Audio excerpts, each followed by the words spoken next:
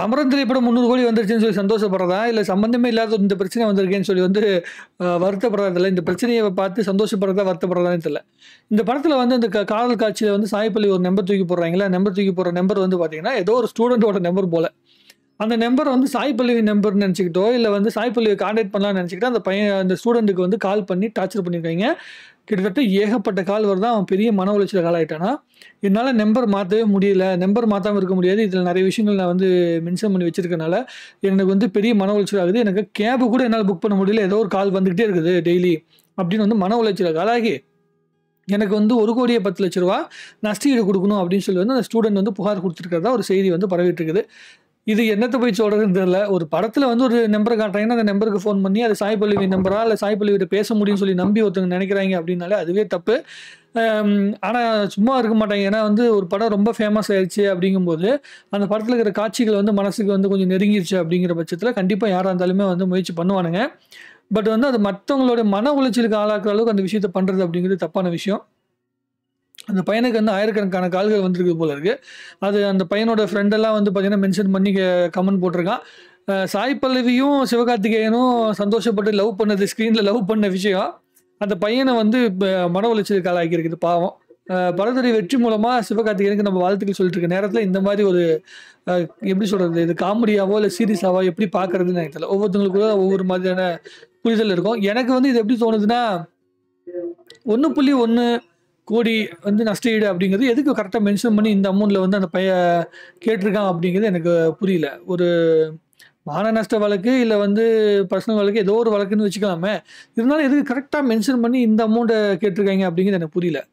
எனக்கு கண்டிப்பா நஷ்டஈடு வழங்கணும்னு சொன்னா, அவங்களே ஏதோ ஒண்ணு குடுக்க போறாங்க. இந்த நம்பருக்கு வந்து அவங்க ஏதாவது ஒரு ஹெல்ப் பண்ண போறாங்க. ஏதோ பண்ண போறாங்கன்னு வைங்களேன். ஆனா, இந்த சூழ்நிலைய யூஸ் பண்ணிக்கிட்டு சம்பாதிக்கிறதுக்கான ஒரு சோர்ஸா இத பயன்படுத்திட்டு இருக்காங்க அப்படிங்கிறது தான் இதா இருக்கு. ஆனா, அந்த பையனோட மன உளைச்சலுக்கு கண்டிப்பா இவங்க வந்து ஏதாவது ஒரு பதில் சொல்லி தான் ஆகணும். ஒரு பாசிட்டிவான பதில குடுப்பாங்க அப்படின்னு வந்து நம்ம நம்பலாம். அத தவிர்த்து என்ன பெருசா பேச வேண்டியது இருக்கு. ஆ அந்த அளவுக்கு சாய் பல்லவி வந்து எப்படி சொல்றதுன்னா, இந்த படம் பார்க்கும்போது சாய் பல்லவிக்கும், சிவகார்த்திகேயனுக்கும் இடைப்பட்ட அந்த லவ் சீக்வென்ஸ நம்ம ரொம்ப அற்புதமா ரசிச்சோம். ஆனா வந்து அதை விட பயங்கரமா உள்ள போய், அந்த நம்பர ரசிச்சு, அந்த நம்பர எடுத்து சாய் பல்லவிட்ட நாங்க பேசி தான் ஆவணும் அப்படின்னு சொல்லி வந்து உருட்டி இருந்திருக்காய்ங்க அப்படின்னா, அப்ப எந்த அளவுக்கு வந்து ரசிகர்கள் வந்து படத்த உற்று கவனிக்கிறாங்க அப்படிங்கிறத பாருங்க. அவங்க மனச தொட்டுருச்சுன்னா ரொம்ப டீப்பா உள்ள பூந்துர்றாங்க அப்படிங்கிறது தான். தயவு செஞ்சு இவ்வளோ டீப்பா உள்ள போகாதீங்க. அது பல பேருக்கு மன உளைச்சலுக்கு உள்ளாகுது அப்படிங்கும்போது, அது ஒரு சந்தோஷத்த குடுக்காது. ரூ. 300,00,000 இல்ல ரூ. 1,00,00,000 குடுத்தா என்ன தப்பு அப்டின்னா, ரூ. 1,00,00,000 குடுக்குறது தப்பு கிடையாது. பட் ஆனா அதுக்கான ரீசன் வந்து இது ஒண்ணு தான் ரீசனா அப்டிங்கிறத வந்து நம்ம எடுத்துக்கிட்டு தான் பார்க்கணும். உண்மையாலுமே அந்த பையனுக்கு மன உளைச்சல் ஆளாயிருந்து, அந்த பையன்கிட்ட பர்மிஷன் வாங்காம இந்த நம்பர் யூஸ் பண்ணியிருக்காங்கன்னா, கண்டிப்பா பண்ணலாம். 35 செகண்டுக்காக ரூ. 10,00,00,000 தனுஷ் அவர்களும் கேட்கறாரு. நியாயப்படி கேட்கறாங்க. அதுக்கு குடுத்து தான் ஆவணும். ரூ. 25,00,00,000 சம்பாதிக்கும்போது 10,00,00,000 குடுக்குறது தப்பில்ல அப்டிங்கும்போது, ரூ. 300,00,000 சம்பாதிக்கும்போது 1,00,00,000 குடுக்குறது தப்பில்லை அப்டின்னு கூட நம்மளும் லாஜிக்கலி பேசலாம். உரிமை இருக்கு. சட்டம் அதுக்கான உரிமை அந்த பையனுக்கு குடுத்திருந்தா, அவங்க கண்டிப்பா அதுக்கான விஷயங்கள் செய்வாங்க அப்டின்னு நம்பலாம். ஏன்னா, நம்ம நெறைய பார்த்துருக்கோம்ல. ஒண்ணும் இல்ல. நம்ப iCloud இருக்கு தெரியுமா உங்களுக்கு? iCloudன்னு வெப்சைட் பார்த்துருக்கீங்களா? Apple கம்பெனியோட எல்லாமே iPhone, iMac இப்படி தான் வச்சிருப்பாங்க. ஸோ அப்ப என்ன பண்றாங்கன்னா, இந்த கிளவுட் ஸ்டோரேஜ்ன்னு ஒண்ணு சொல்லுவாங்கல்ல, ஆன்லைன் ஸ்டோரேஜ்க்கு Google Drive மாரி வந்து ஸ்டோரேஜ்க்கு அவங்க பிளான் பண்ணும்போது iCloudன்னு சொல்லி டொமைன் தேடியிருக்காய்ங்க. அப்ப அந்த டொமைன் ஆல்ரெடி iCloudன்னு ஒருத்தன் வாங்கி வச்சிருந்திருக்கான் போல. ஸோ அவங்ககிட்ட இருந்து அந்த டொமைன வந்து பார்த்தீங்கன்னா, $1,000,000 கிட்ட குடுத்து தான் வந்து வாங்கியிருக்காங்க. கிட்டத்தட்ட 6,00,00,000 அப்ப வந்து 6,00,00,000 சம்திங் இருக்கும்னு நெனைக்கிறேன்.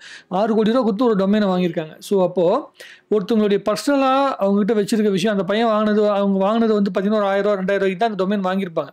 மேக்ஸிமம் போனா ஒரு 10,000 அந்த டொமைன் வாங்கியிருக்கலாம். பட் ஆனா விக்கும்போது அந்த ₹6,00,00,000 போகுது. ஏன்னா, அதோட வேல்யூ அதிகமாயிருக்கு. ஏன்னா, அவனுக்கு சொந்தமான பொருளு.